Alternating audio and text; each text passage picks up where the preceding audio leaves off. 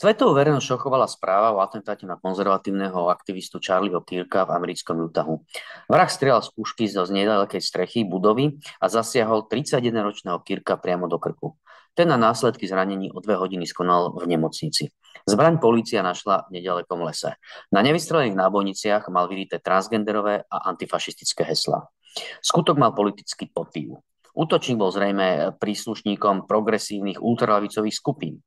Kirka, ktorý bol otcom 2 malých detí, zavraždil za jeho politické postoje. Kirk bol vplyvný Trumpovým podporovateľom.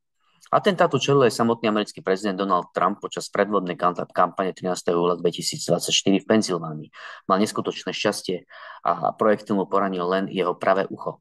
Vrah vystrelil niekoľkokrát. Zabil nevinného diváka a ďalších 2 ťažko zranil. Útočníka následne zneškodil ostreľovač. Jeho čin bol politický. Násilie a útoky na politikov za ich názory bohužiaľ dorazili aj k nám. Súčasný predseda vlády Robert Fico takmer zomrel po 5 výstreloch Juraja Cintulu 15. maja 2024 v Handlovej. Atentátnik sa po zadržaní priznal, že konal z politických dôvodov.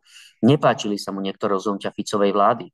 Na súde následne aj jeho advokát pripustil, že Cintulu v skutku viedol hnev voči Robertovi Ficovi ako politikovi.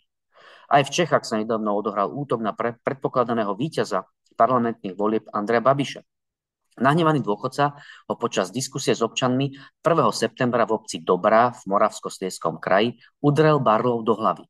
Podľa prvého podpredsedu Babišovho hnutia Karla Havlíčka je útok následkom nenávistnej kampane, ktorú podľa jeho slov vedie politická koalícia Spolu, Piráti a v posledných dňoch aj hnutie STAN.